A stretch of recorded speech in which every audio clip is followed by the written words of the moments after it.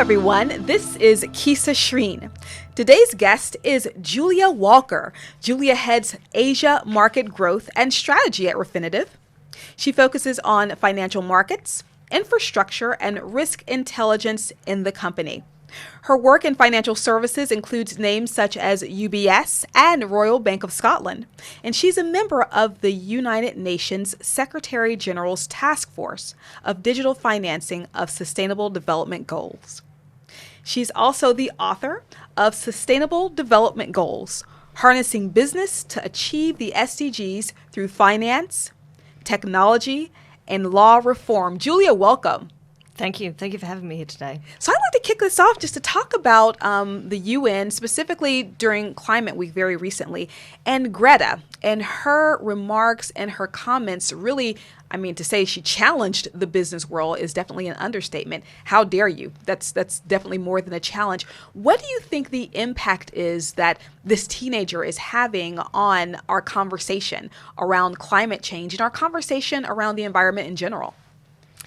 Thanks for the question. So it has been an extremely busy week here in New York, and Greta's call was extremely passionate, poignant, and bold. I guess the question is the alarm there, is the crisis there? And the answer is yes. In regards to the SDGs, we're 4 years into them. The Sustainable Development Goals are 17 goals that 193 countries have agreed on, right? But 4 years in, no country's on track at all. And we are rapidly going towards a future that is going to surpass the 1.5 degree Paris Climate Agreement, which is embedded in SDG 13, which is very problematic. It does start to move into cataclysmic ecosystem failure. And so I think her speech was a wake-up call. It's saying we have to change. In regards to the SDGs, they're saying that business as usual is not an option. So we can't go along just continuing doing what we're doing. We need to have quite significant transformative change. I think she was pretty much on point. So, and let's look at the broader picture. You're mentioning the SDGs. I know that there are 17 of them, but what is the overall spirit? So if you look at the SDGs very broadly, what are we trying to accomplish with these SDGs? What is the hoped for outcome? So the SDGs seek to end extreme poverty in all its forms and to have in place the building blocks of sustained prosperity for all, okay?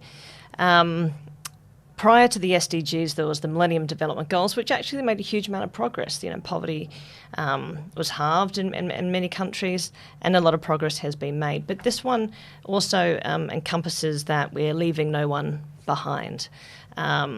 By missing the SDGs, we're leaving millions to die unnecessarily and heading towards a world that just isn't sustainable, which will have dire consequences for future generations. So the SDGs, and you've made the case for the importance of them.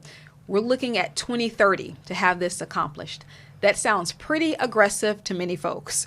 So in terms of where we are now and the work that we have to do over the next 10 years, how can we get on track to accomplish these? You said that right now, no country has really been able to accomplish all of them. So how can we get on track? So today we have enough money to achieve the SDGs.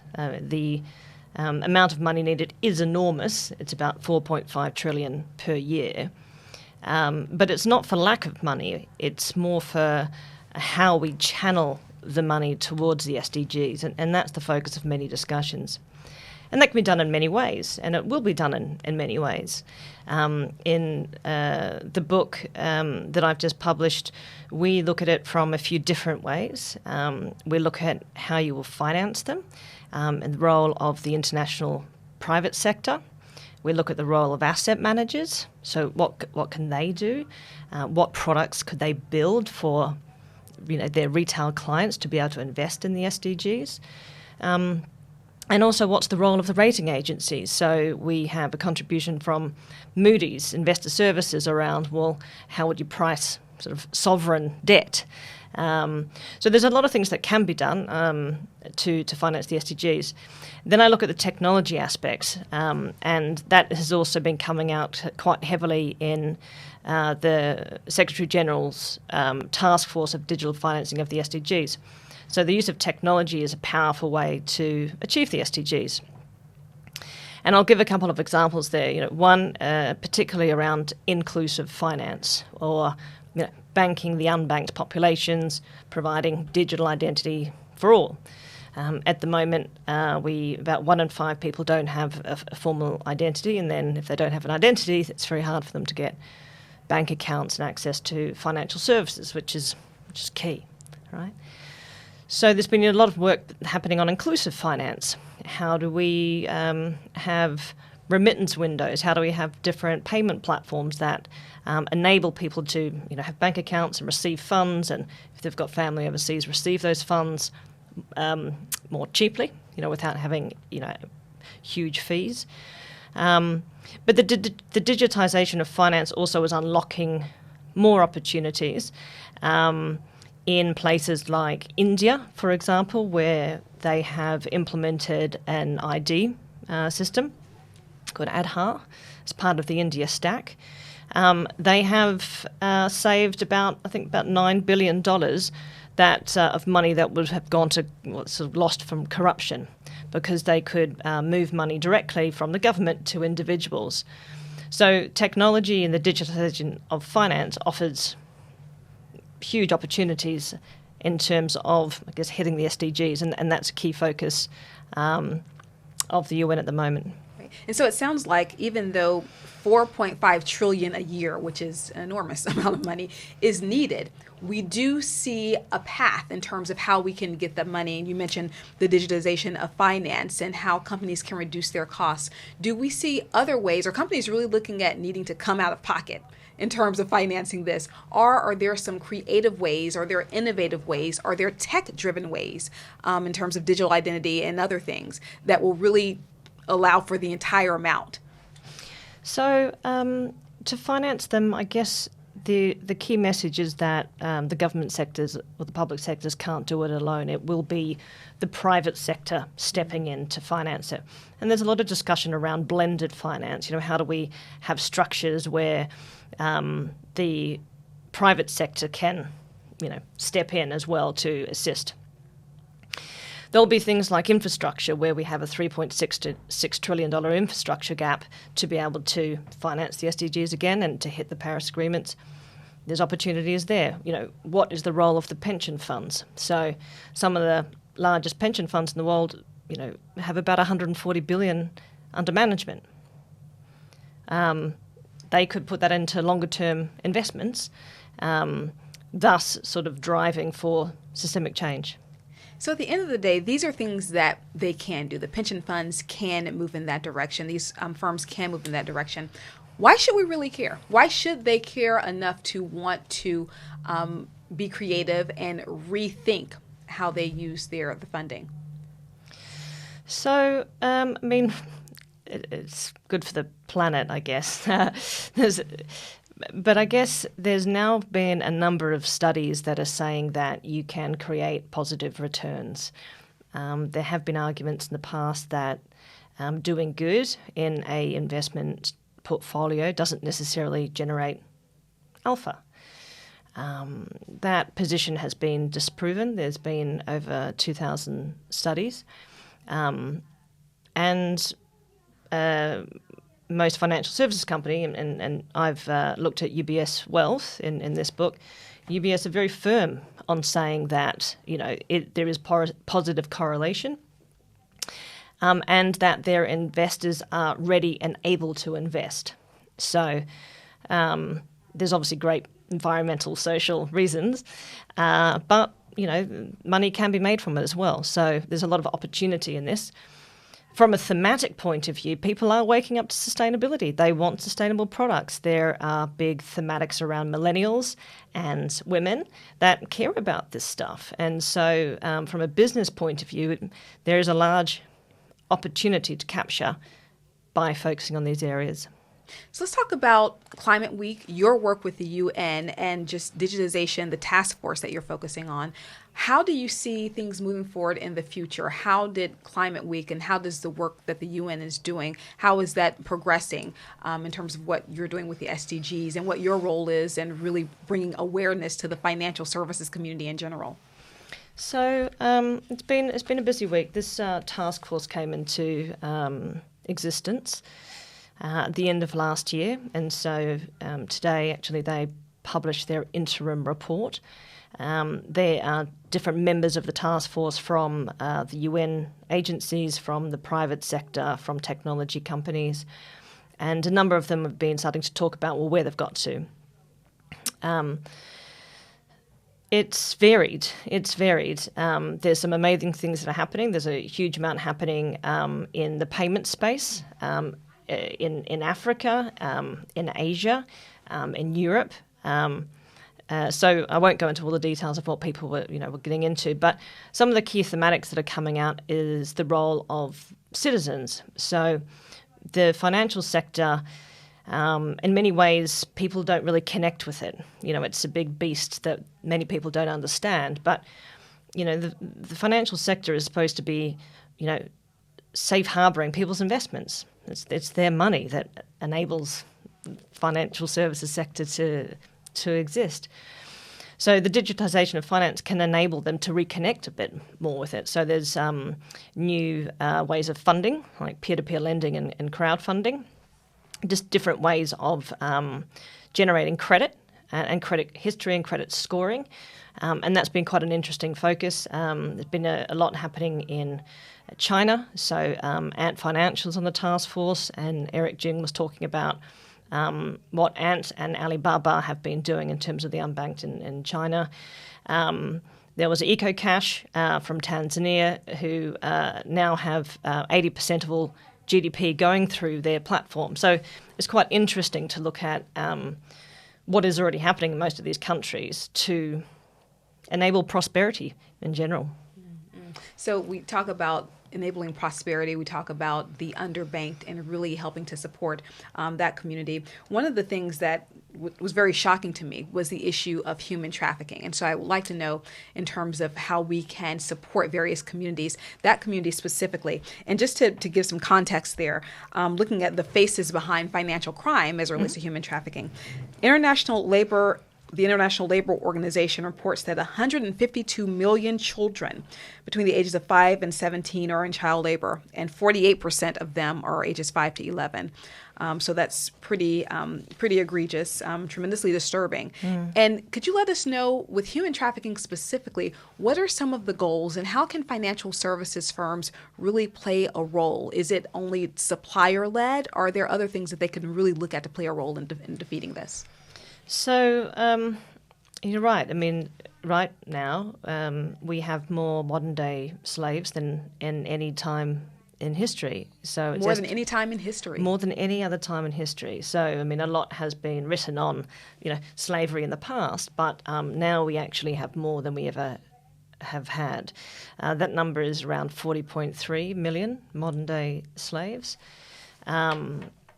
Which is just appalling. And, your numbers there on child labour are accurate.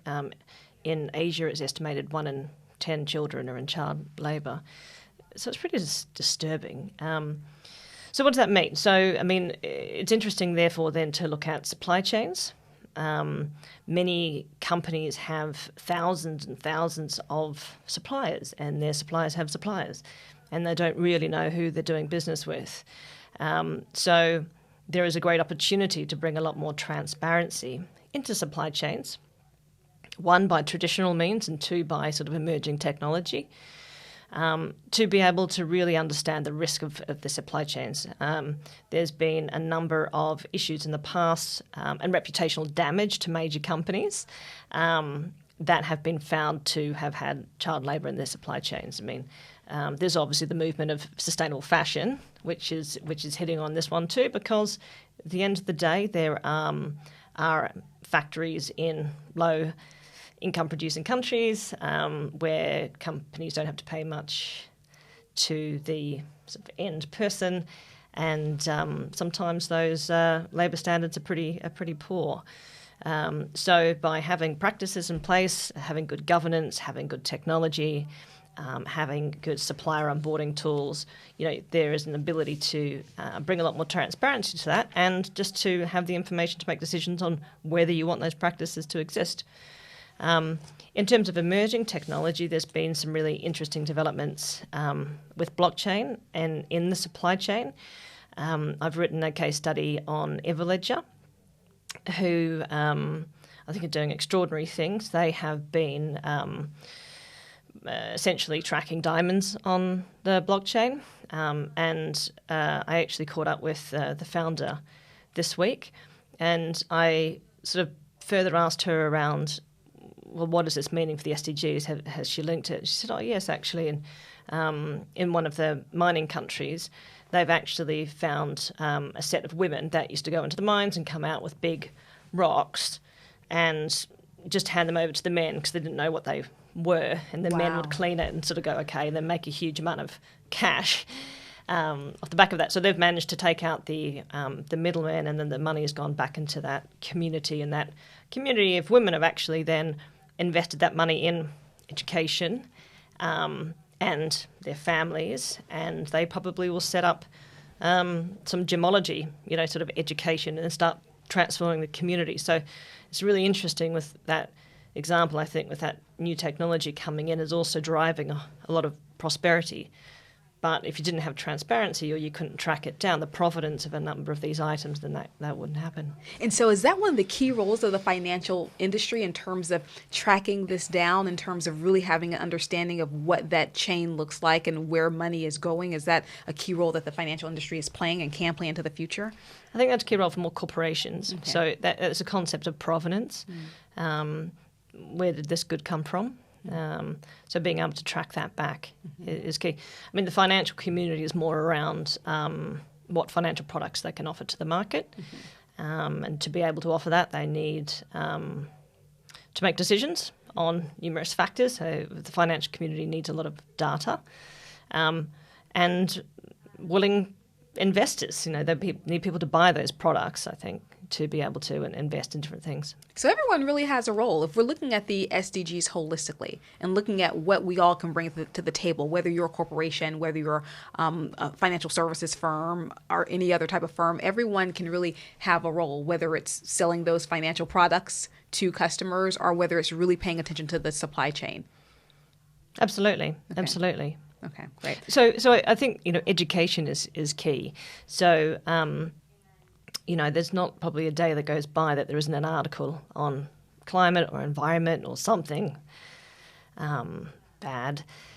And I think education is key. So that's one of the reasons, I guess, I wrote this book, to bring different concepts together, to give people a bit more of an understanding of the different phases. So I look at, what are the Sustainable Development Goals and how they came about, how we could finance them, what is the role of technology, but also what is the role of law reform. So one thing that's really interesting with the Sustainable Development Goals is that it also provides a framework of what the laws ought to be. So in many cases, if you look at some of the laws today, and particularly like in securities regulation and capital raising, they don't support the SDGs. And in particular, I'd look at SDG 8, decent work and economic growth.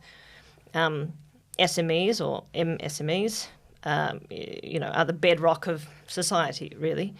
But in many situations, they can't raise capital very well. So, that is an opportunity to do some securities regulation change to enable them to, raise more capital to be more successful and to scale.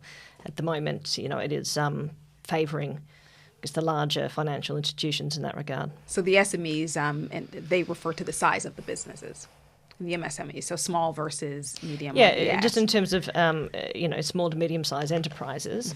When you look at fintech, so financial technology, and things like peer-to-peer lending and crowdfunding, so alternate, financing models that are coming in with the introduction of fintech. In some countries, they could look at changing the laws to support that or to enable a lot more capital raising. So there's limits on that. So we've written a chapter on that in the book, which is actually looking at Hong Kong, but it could be used as a case study for many other countries. And sometimes that would need to happen. You will need to change the legislation to enable us to hit the SDGs. So it's going to be really interesting, I think, for lawyers or for people that are looking into law to reflect on the SDGs and sort of stop and go, well, hang on, do our current laws actually even support the attainment of the SDGs? Because in some cases they probably won't.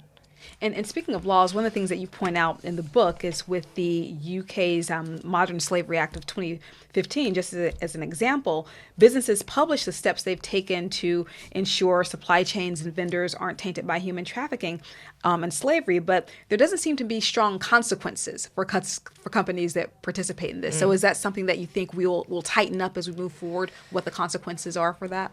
Hopefully. I mean, some countries are making steps, and that Modern Day Slavery Act 2015 in the UK was a great first step. But as time's moved on, it needs to be really looked at because it doesn't have any teeth. If we are serious about stopping that, then there will need to be more consequences. Same happened, I guess, with Australia. They've put an act in, but the question is, will it have enough teeth to do anything?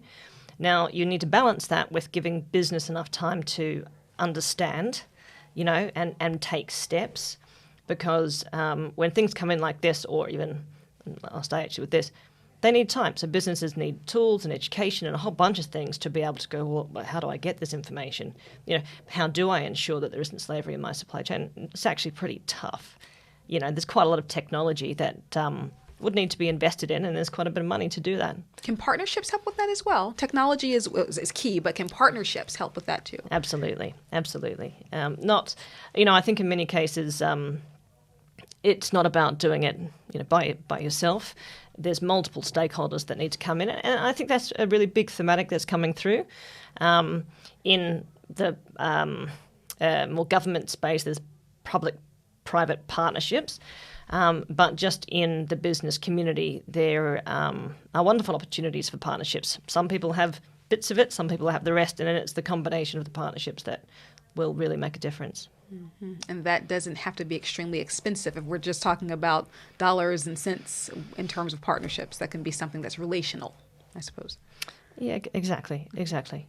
So, Julia, what is the big idea? If we're thinking about themes, ideas that would really take us by surprise, the financial services industry, not NGOs, what big ideas do you see coming up in our ecosystem over the near term? That's a tough question.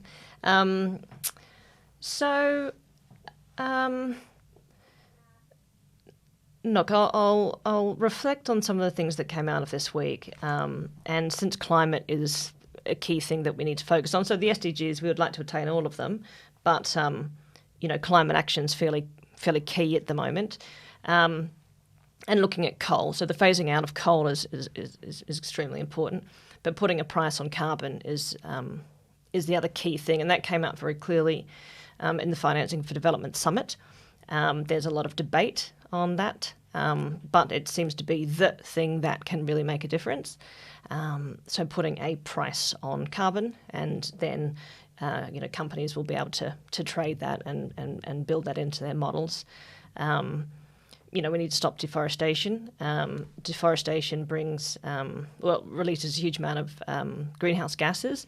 It's very close to my heart because I'm based in Singapore, and we've had the fires in Indonesia burning for many months now, to the extent that in Singapore we have the smoke, so we have the haze that is literally with us at the moment, and we can't go outside. So I live in a developed, emerging city, and all our little kids' outdoor school functions are cancelled. We're all holed up inside. Everyone's buying, air purifiers.